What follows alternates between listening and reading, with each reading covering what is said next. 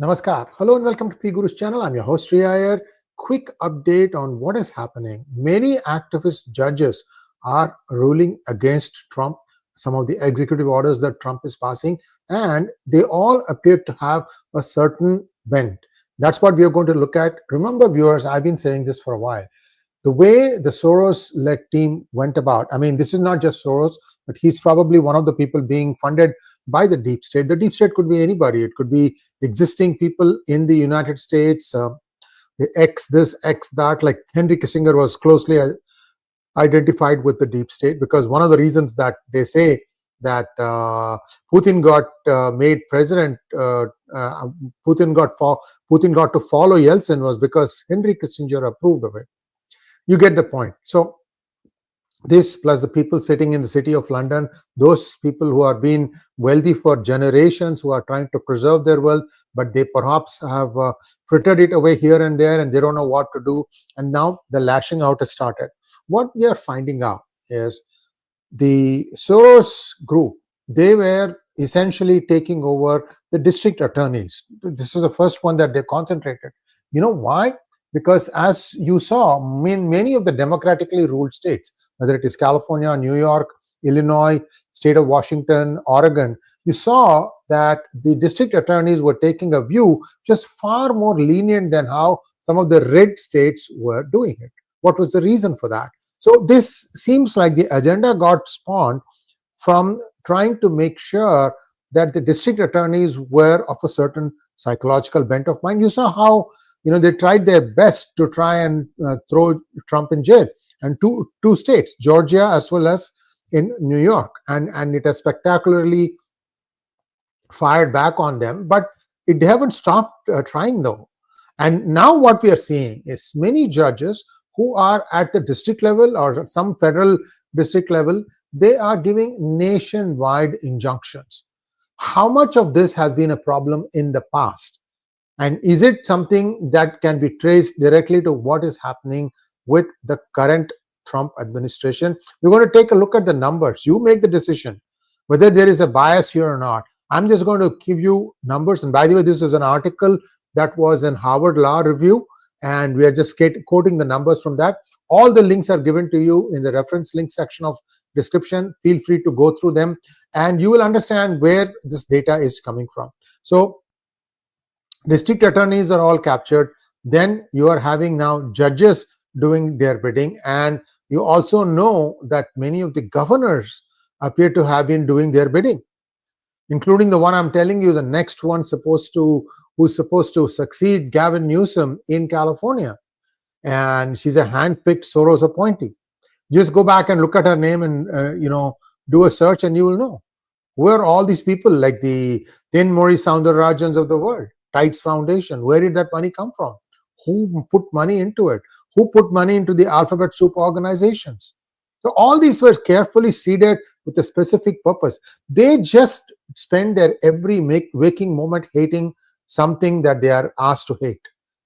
It could be X, it could be Y, it could be Z, but this has been their mission. And when you are so steep into this one, you don't even know what is right, and you can't separate right from wrong.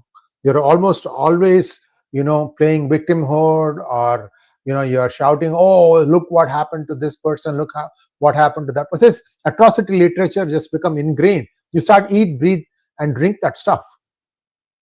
So here is a quick look at one. Here is a quick look at one case. This is very important because the US aid freeze that was put in place by Trump has been removed, and this judge has actually said that all the things have to come back. So there's going to be a problem here. I don't know what the Trump administration is planning on doing, whether they're going to challenge this at a higher court and get that to issue an injunction against this one. Let's wait and see how it goes. But let me show you what is happening and who is this particular judge. Okay, I'm just taking one example here. This is not the only one. You also saw my best-selling video on Juan Marchand and his $15 million problem. He's the guy who convicted Trump of 34 counts.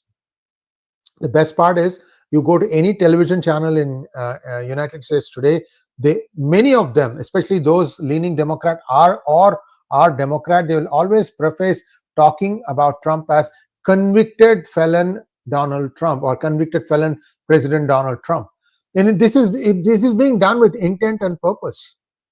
And as the John F. Kennedy assassination files are being made out, you can see how many of them, the Democratic senators and presidential candidates and so on, how many of them have done very, very treasonable acts. So that is going to come out. And here is one specific instance. Theodore Chang, he is the judge who struck down the US aid orders, has a long history in democratic politics. This guy is from Harvard. When he was in Harvard Law Review, he championed critical race theory, the one thing that the Department of Education had spent tons of money on. This critical race theory, all this new stuff that is coming, he, she, pronouns, all that bullshit. Now, that part is the one that they have really taken a hammer to. That's completely shut down. I'm sure some judge, they'll go in front of some judge and get something done there too. But be that as it may, the last word on all these things is the Supreme Court of the United States. And I'm sure that at that level, at the highest level, that these things will be set to rest and things will go on and resume going on the way they are. Because DOJ has definitely identified a lot of wastage, a lot of it. And you can't wish that thing away. They are outraging because they've been said, if you don't do this thing, your job is not going to be there. You understand what I'm saying, right? So Judge Chuang has donated thousands to party candidates, sat on the board of Democratic activist group, and even served as vice president of a local Democratic club.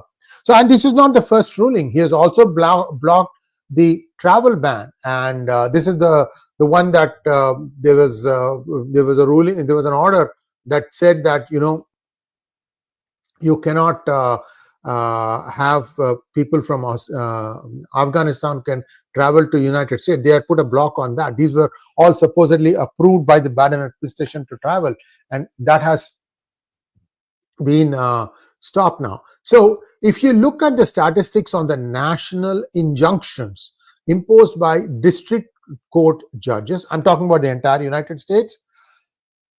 A recent Harvard Law Review article says 67% of this century came against President Trump. And in his first term, that was 67%. And now, of those 67%, 92% were imposed by Democrat-appointed judges. See, there is no hiding here. No judge is impartial in the United States. They are asked to state their position, whether you are a Democrat or you are a Republican. And the system has served the country well for several decades. There's no problem with that. What problem is coming now is that party affiliation appears to be finding its way into their judgment. Take a look at this particular table that we are presenting to. This is part of the Harvard Law article. You look at the nationwide injunctions from 2001 to 2023, a 22-year period. Under Bush had a total of 6 injunctions issued by judge appointed by president of opposing party. Bush was a Republican, the opposing party would be a Democrat, and the percentage is 50%. Obama, 12 and 7, 58.3%. Trump, 64 total, 59, 92% of the injunctions issued were by judges appointed by the Democrats. It's a very, very high number. And Biden, 14 and 14. It's 100%. So here, what we are seeing is, perhaps because these are all in the later dates, we are seeing more and more partisan judiciary, partisanship being showed by the judiciary. Now, of the 12 nationwide injunctions issued in response to Obama administration policies, 7 were issued by judges appointed by a Republican president. You see the number here, third row, 12-7. Okay. The 12 injunctions were issued by 8 district courts. Just over half were issued by district courts in Texas, 3 by the Northern District of Texas, 3 by the Eastern District, and 1 by the Southern District. So you are seeing here that there are many injunctions now coming down the pipeline, and all of them appear to be done by, especially in the case of Trump and Biden now, and Biden and then Trump again, that these are all Democrat-leaning judges. Were they planted there for a purpose? This is the question that people have to ask. And is this going to get worse before it will get better? Because Trump will get his own chance to appoint judges who are retiring. Not all judges are for life. It's only, I think, at the Supreme Court level that you are a judge for life. The others have either got to get elected or their term will come up. And I think some states have term out policies, like you can only be a judge for so many terms. So a lot of corrections are there. But Trump doesn't have time. Trump, this is his second term. He needs to do a lot of things before he can take rest. And he has a fairly hectic agenda. That is why he has been going about doing issuing so many different orders. And we have to see how this thing plays out in the long run. And we are really, in a bind right now. I mean, you don't know if you go to court, if you take a case to court, which way they are going to issue. Because if you have a certain party leaning, and if you are of some repute, if you are known in the media, or if you are known in the blog sphere, wherever, then people can find out what your ideological leanings are, and then bad luck. That's what is going to rule against you, not the strength of your arguments, not the facts presented in your case. I hope it doesn't come to that, because I've always had great faith in the United States judiciary. Look, I'm an inventor from a previous life. I've been to many, many cases, and I know how this thing works. Eventually, the truth prevails. 𝗤𝗬𝗪 𝗤𝗧. Thanks for watching. Please like, share, and subscribe to our channel. Don't forget to click on the bell button for notifications. Namaskar.